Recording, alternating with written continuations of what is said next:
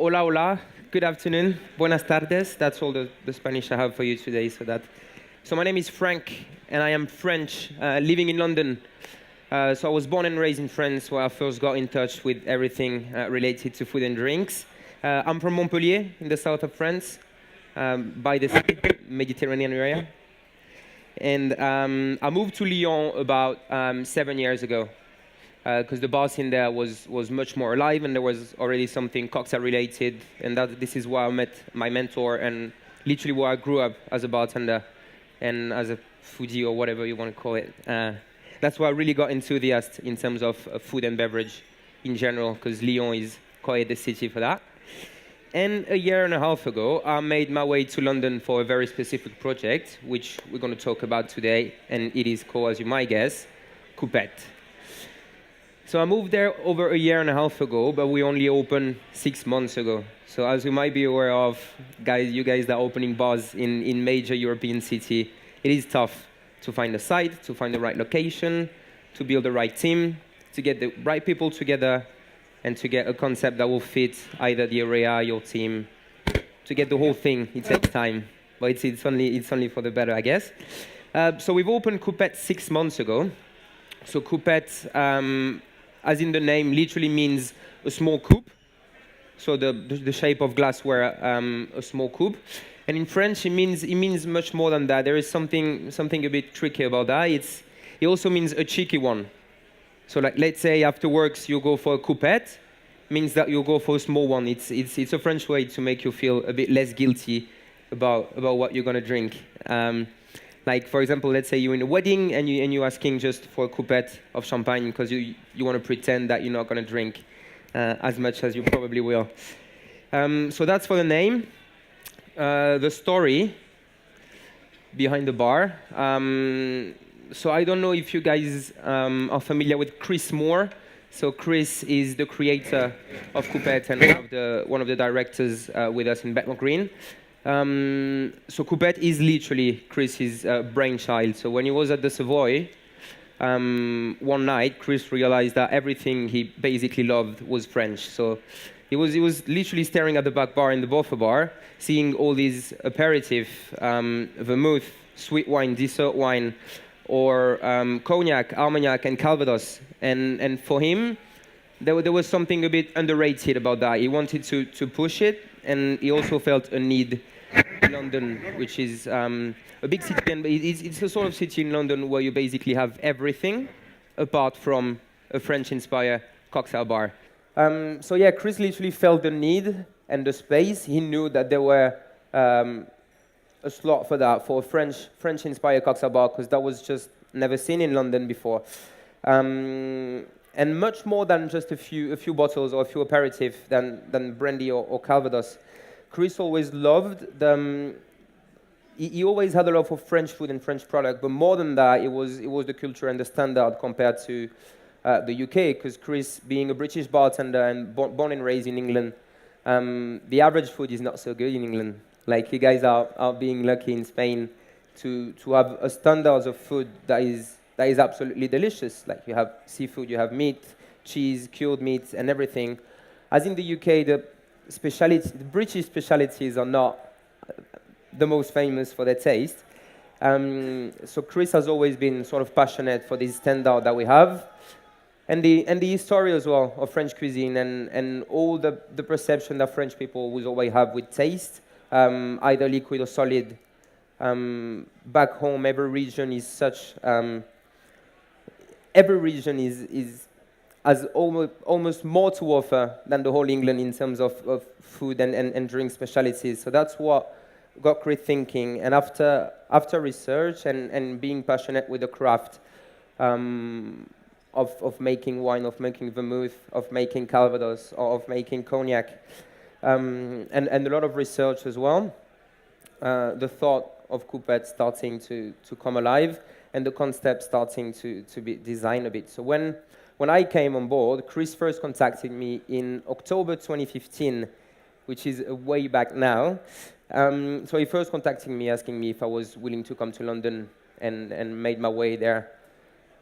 Starting in completely a different country for me, as English is not my first language, I had to obviously improve to deal with guests and suppliers and everything. So for me, it was quite a big challenge for me to move to London, but I said yes. And then a few months later came along Daniel Schofield, which is the assistant bar manager at Coupette, who used to work for Drink Factory in 69 Colebrook Road, more specifically.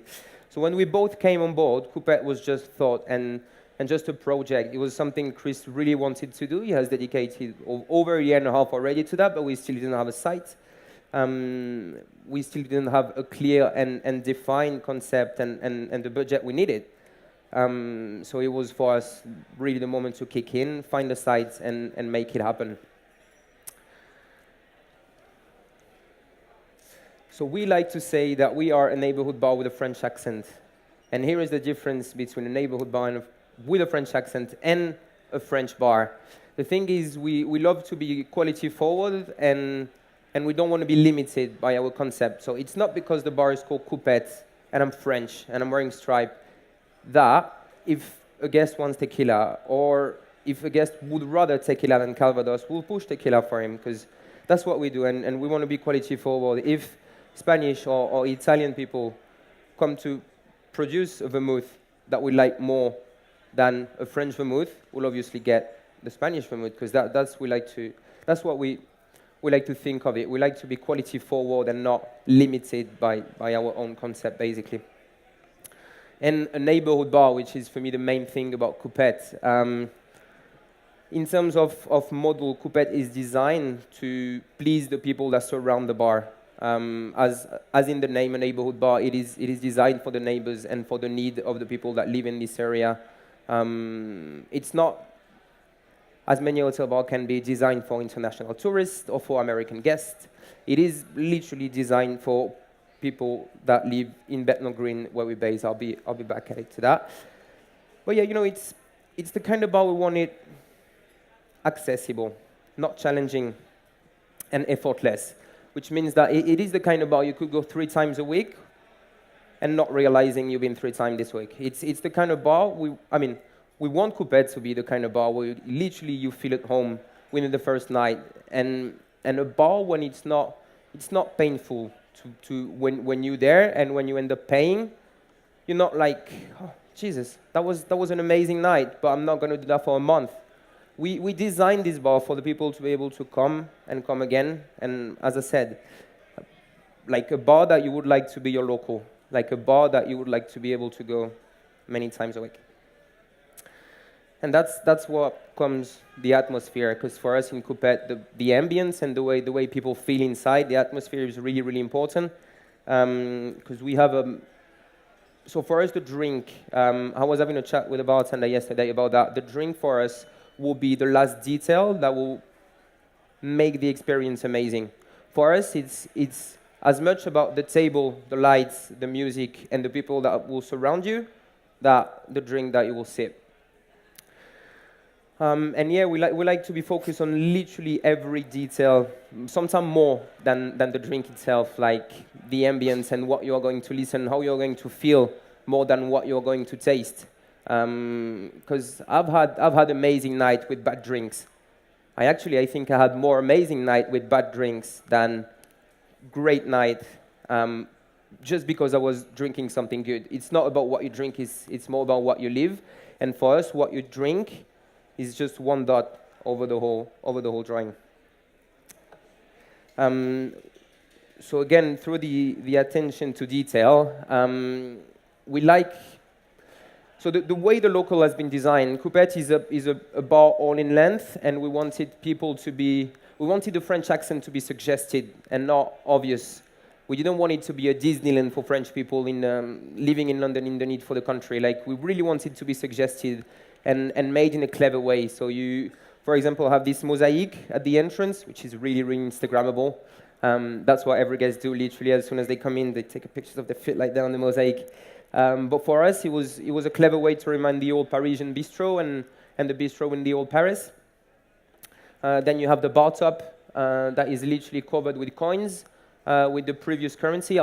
When you'll see pictures of drinks later, you will see the bar top. It is covered in coins. Coins that the directors paid literally. there's over 7,000 coins, and it costs us less than £200, because that's basically a currency that is not worth anything anymore. And let me tell you, it is the most solid bar top I've ever worked in. Like I've worked on copper, on wood, or even on glass, or on a grill, but a coin is designed for heavy duty. It's never going to change.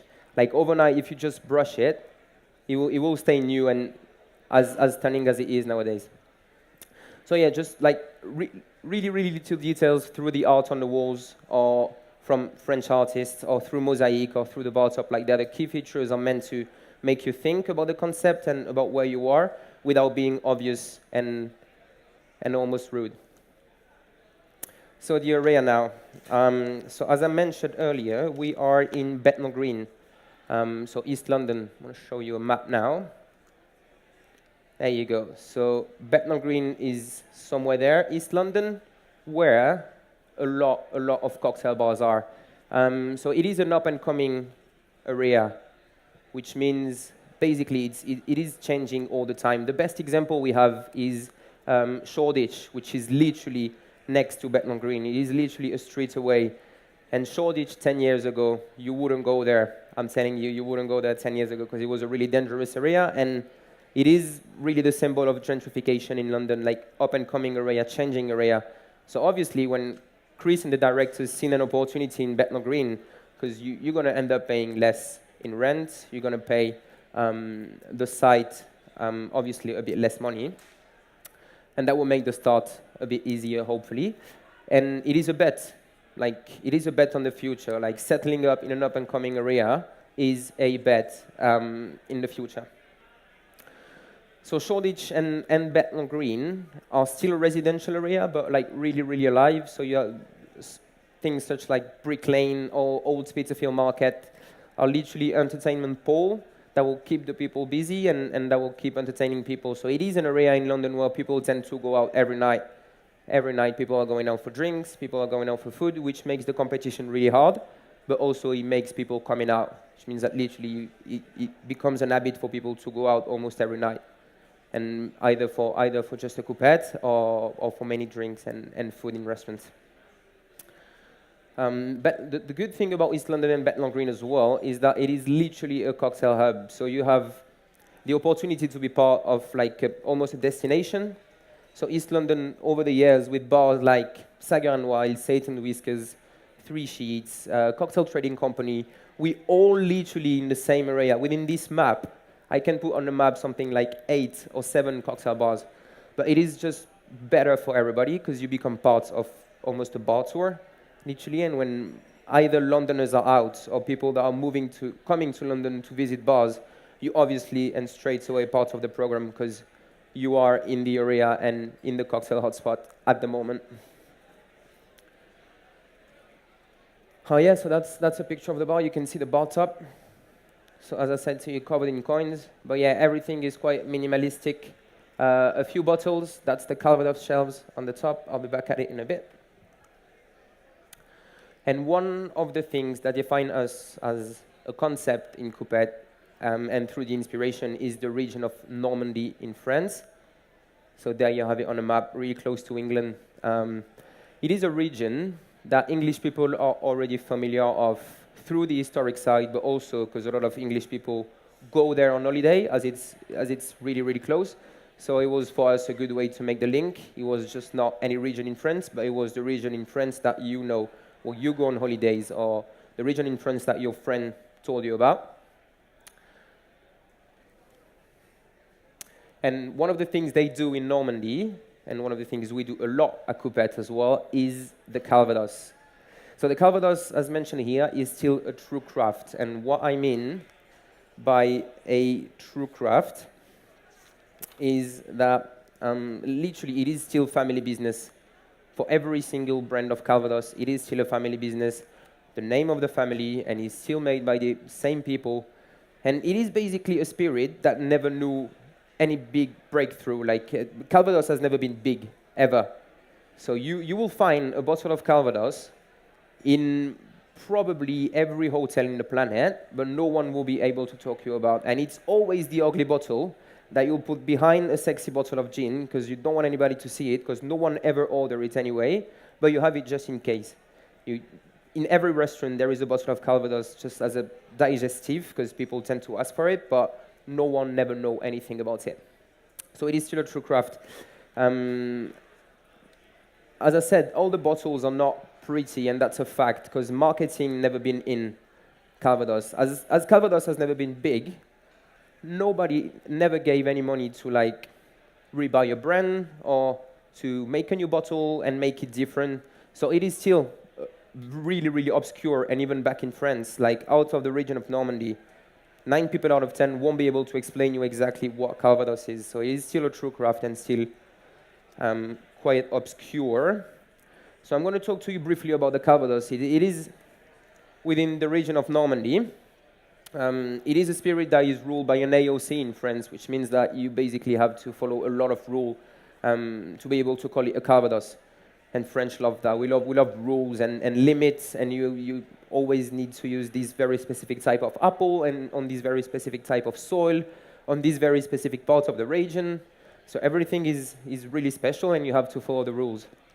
So one of the most famous appellation within the Calvados appellation is the Calvados Pays d'Auge. So in the orchard of apple, you need to grow a minimum of 70% of apple trees that will give you bitter or bittersweet apple, and you have to be a maximum of 10% of apple tree that will give you sour apple. So the Calvados Pays d'Auge is always double distilled, so in pot still, and it has to be aged for at least 2 years.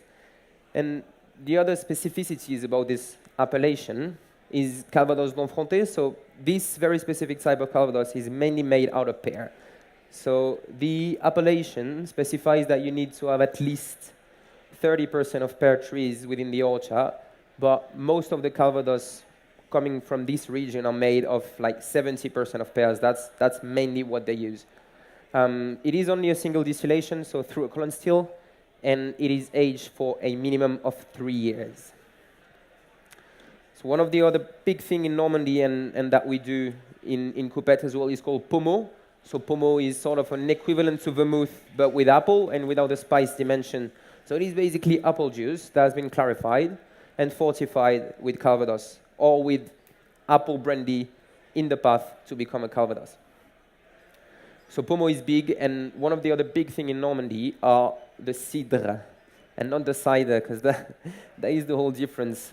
So ciders in Normandy will come only for natural fermentation. It will be a lot more sour than the cider they drink in the UK, and we don't drink it as a pint back home. We drink it in a wine glass, as you drink wine or sparkling wine. And we propose, so obviously as the region of Normandy does, pear cider and apple cider. So the whole thing about the apple and the region of Normandy for us is amazing because it gives us something to talk about to our guests. And here is one of the main things about Coupette. Even if we don't like to challenge our guests, we like to give them something singular, something that have always almost been out there, but that no one knows, or that no one will really be able to talk to you about. And as English people know cider, and they know apple brandy, because the apple culture has always been huge in the UK, through cider and through the brandies in Somerset, they're familiar with it, which makes it a lot easier for us to sell. And one of the big things about product from Normandy, as I said, is that basically there's never been any marketing around it. So for us, it's relatively cheap to buy, and it allows us to propose guests an amazing price for value.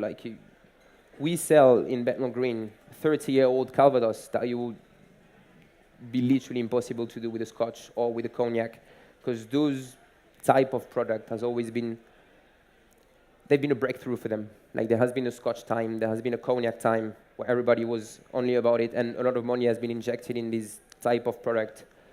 So it's amazing for us because it allows us to provide an amazing price for value for our guests through Apple products. So simplicity and discovery through our offer. So these two two of our main ethos, really. It is for us almost the baseline of Coupette and what we do.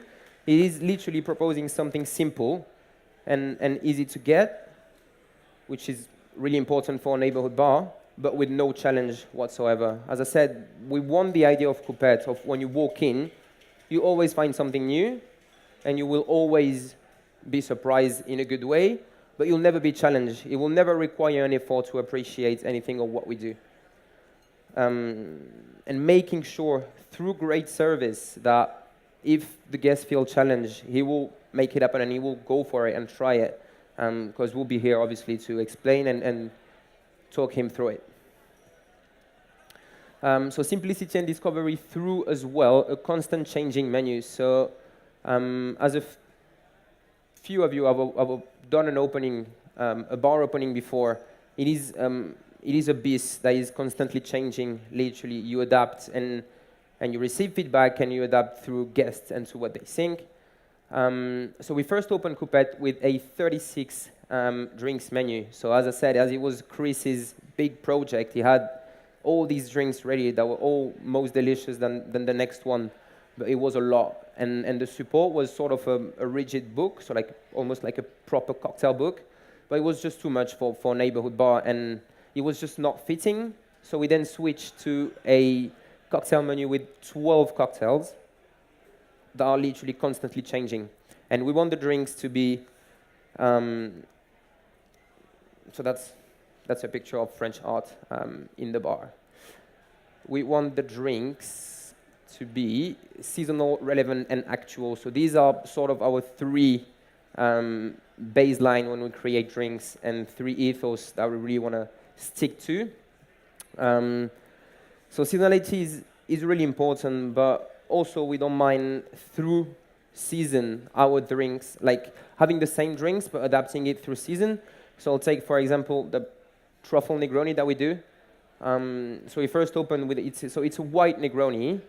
Literally, for those who don't know, it is changing the bitter and the sweet. So the Campari and the sweet vermouth would be substituted by Suze and Lillet Blanc, and infuse it with truffle. So when we first opened, it was the season of black truffle, and then the season of white truffle arrived, and we then changed it, but it stays the white truffle Negroni, so which means that the guest that comes in Coupette and loves his truffle Negroni will discover something new, but still drinking a truffle Negroni.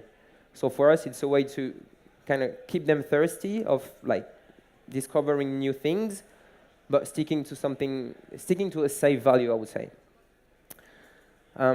We also have a very specific idea of consistency. So it is something that people in the bar industry tend to talk a lot about, like consistency, and we have to be consistent. It has to taste the same, but no one ever notices if it tastes the exact same, because for us it is a myth that is almost unachievable if you take in consideration all sorts of details. So, for example, we rather a changing 9 out of 10 than a constant 8 out of 10 for us in Coupette. So you will have drinks like the Ramos Chin Fig that we had. Obviously, the fig leaf that we'll get will constantly change. So the drink will be slightly different every time, but we make sure that it will be still delicious. We do believe in consistency in great service, in cold and balanced drink, and always delicious. But the taste might change a bit, and that's what we like, and that's what we're trying to take our guests from. We like our drinks to be actual, and by actual I mean relevant to the season as well.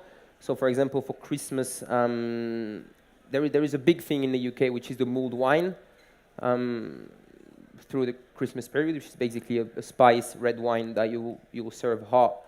And what we did is that we did the same, but with a white wine. So it is just a simple details for guests, but for them it means the whole world. Like for a regular guest coming in a bar and ordering a mulled white wine is big. For as simple as it sounds for a bartender, for a guest it is really different. And we like to think as well that the drink was actual, because the way it was made, so the whole thing is pre-batched, the whole thing is in the water bath behind the bar and pre-portioned in small bags. So literally what we had to do, it took literally 5 seconds to serve it, because for us it was just opening a small bag, pouring it into a tin, and then into a glass, and the guest has his drink. So for us, it is those three ethos. It has to be relevant to the culture of the UK and to what our guests might know or what they might want to discover, but also it has to be really fast and efficient. That's something that we want to. We like to believe that we're the kind of bar where you serve quite fast. Obviously, we have some busy night. Obviously, we struggle sometimes. But the main thing is literally to get every check, no matter the amount of drinks on there, in less than 7 minutes. Which means that by the time you walked in, you already had a glass of water, a menu, and 7 minutes later, maximum, you have your drink.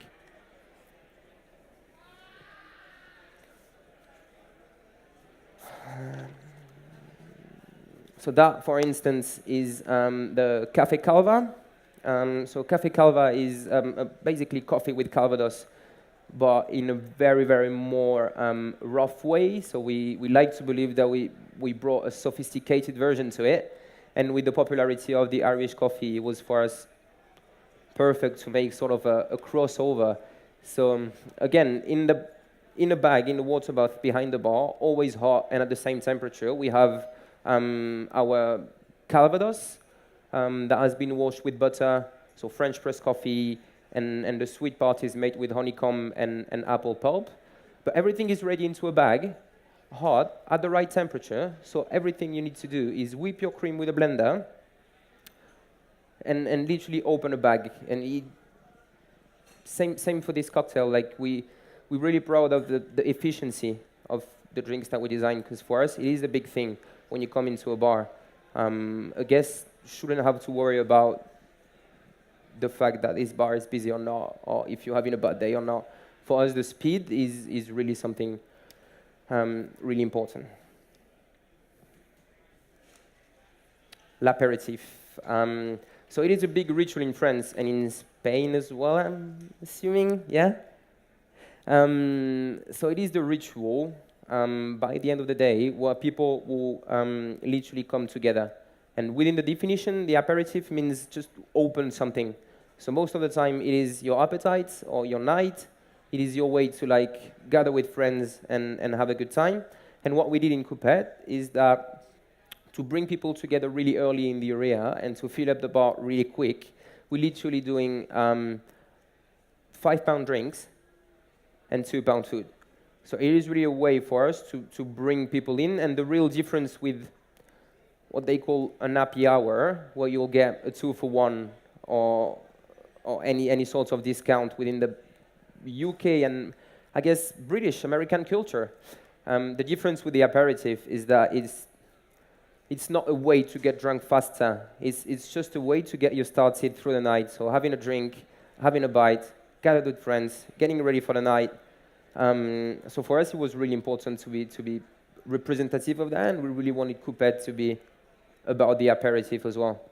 So for the aperitif, we have a selection that's literally the same drinks that we're making, but just half price. So we take a selection of 5, the easiest to send and the fastest to produce, and we bring them to half price. And then a bit in the system of Spanish tapas, I guess, where you'll get a small bite. For £2, obviously, the portion of food is smaller, but it comes within the drink, and it literally keeps you going and open your appetite. It's kind of a longer night, I would say. So with the trend of aperitif, we've seen the sort of low ABV trend culture growing up. And one of my favorite of all time drink, low ABV, is a kir in French. So it's literally just cassis liqueur and white wine. And for that, in Coupette, we've designed a whole section of that. That was on the first menu, but we still have the drinks and we're still putting them on the menu. There's always one kir on the menu, but we like to call them fortified kirs because they're kirs made out of vermouth. So the structure is really simple. It is a double shot of vermouth, a liqueur, and a bitter, and that's it. Stirred up, which allows you again to either batch it or send it really fast anyway. And it gives the opportunity, as every low ABV cocktail for the guests, to have 3 instead of 1. And to start drinking earlier, obviously. One of the things we've done as well for the aperitif in Coupette was the picon bière. So picon is like an old school French bitter based on orange and other plants. But we obviously liked the early and the first recipe a lot more, which was higher on ABV. So it was 40% ABV and a lot less sugar. So still in our local approach, we've found a distillery in Bloomsbury, which is in the central London, and we teamed up with them for them to create the Amer Coupette. So we've made our own version of Picon that we serve with beer, which is 42 ABV and a lot less sweet.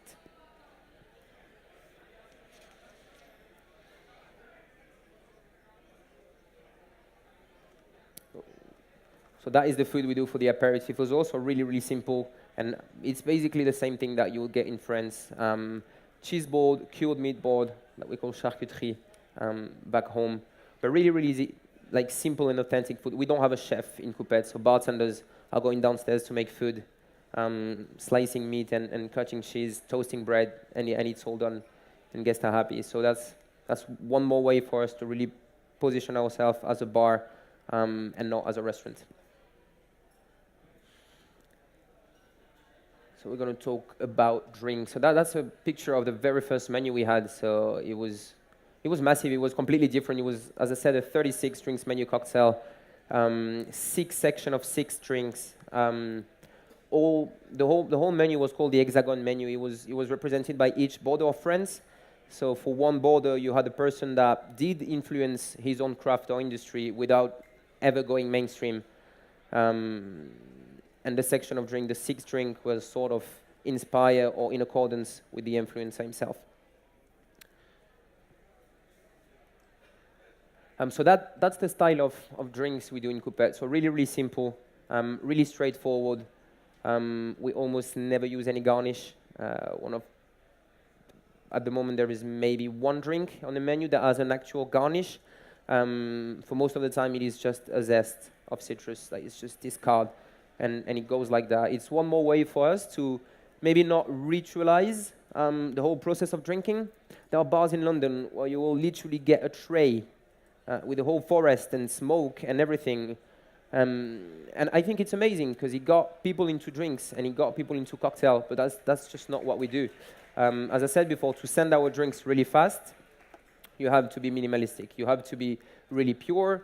And yeah, I guess it's our style. For us, a nice glassware, a nice color, a nice smell, or a nice piece of ice will be way more interesting for guests than something on fire or I don't know what sort of silly garnish you're used to seeing, but yeah, that's our vision. Glassware for us is really important.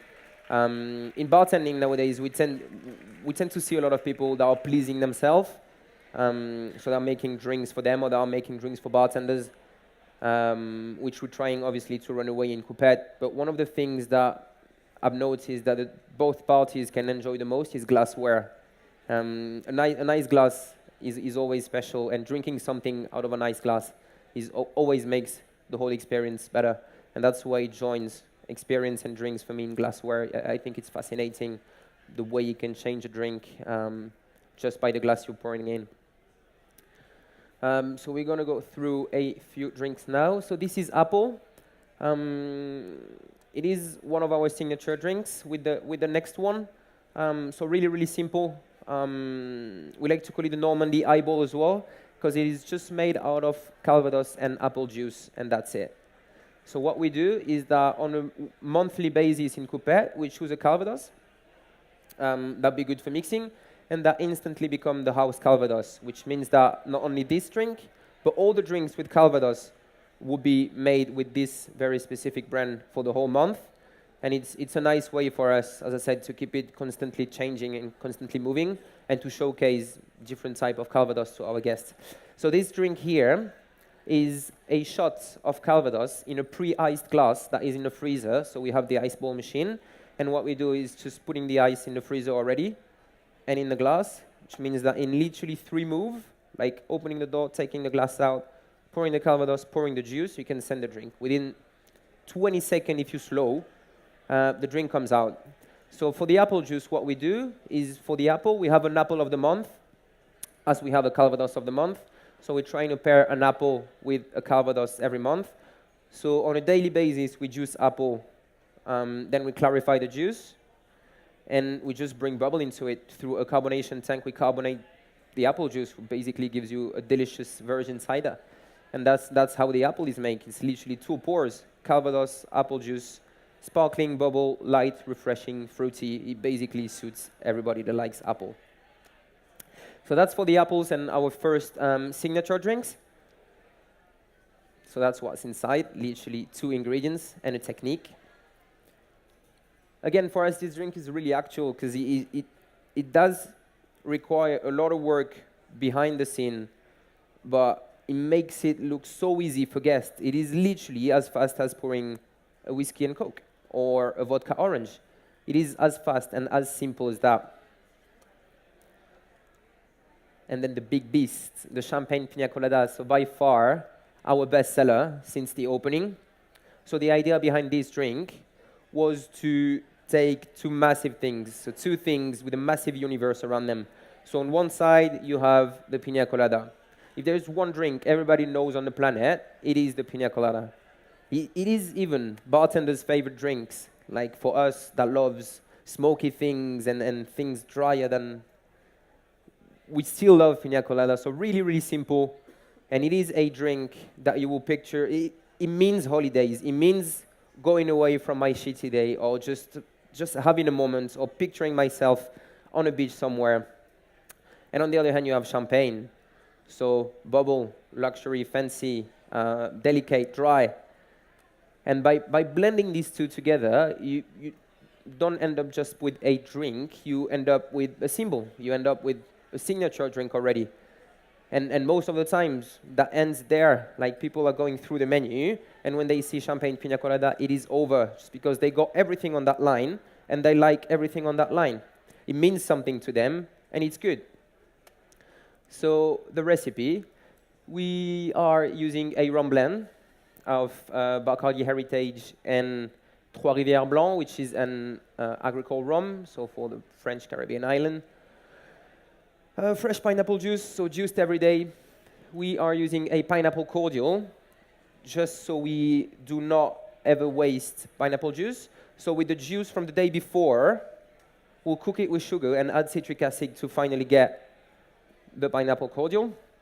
Then I believe one of the main ingredients is also the coconut sorbet. So we get them shipped from France.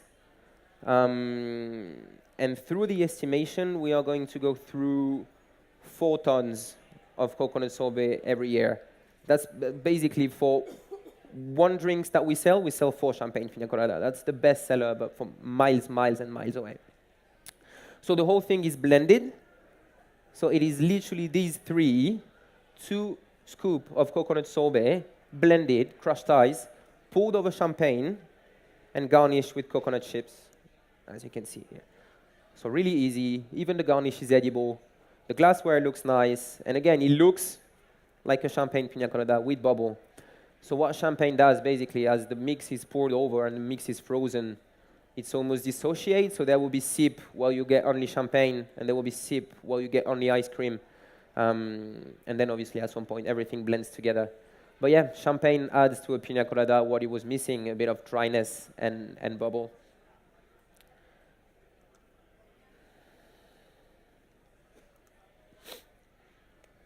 One more drink I wanted to talk to you guys about is the white truffle Negroni. So constantly changing. We literally have, we call them the truffle guys. They'll come in every week, put everything on the bar top. We selection the truffle. And the drink is batch every season.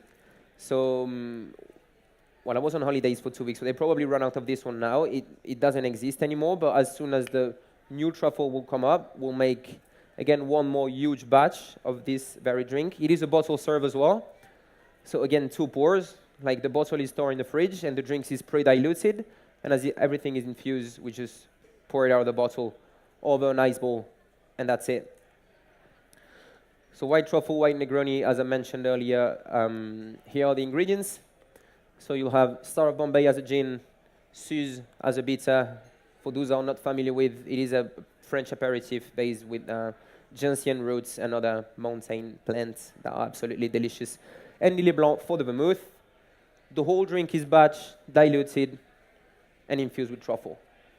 Everything is strained, bottled, stored in the fridge, and then, as I said, it's 2 movements. You literally take it out, shaker it out, put it in a glass, and you're done.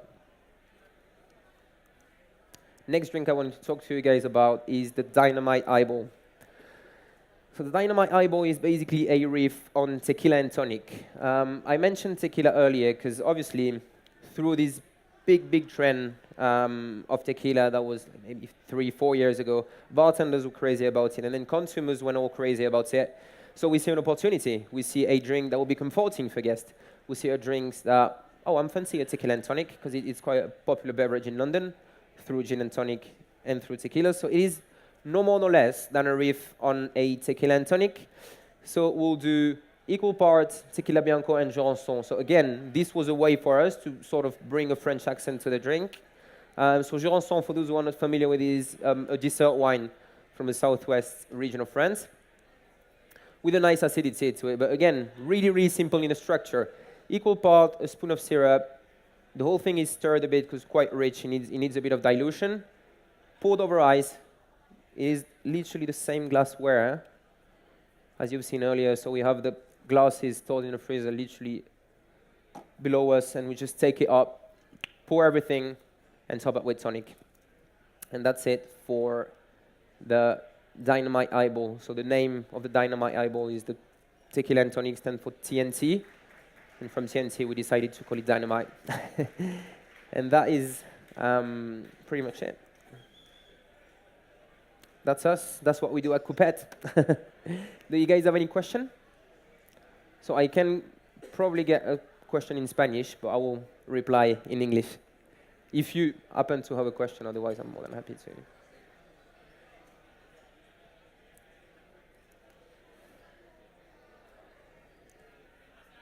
Everybody's all right? Good. Well, thank you very much for coming and sending the presentation.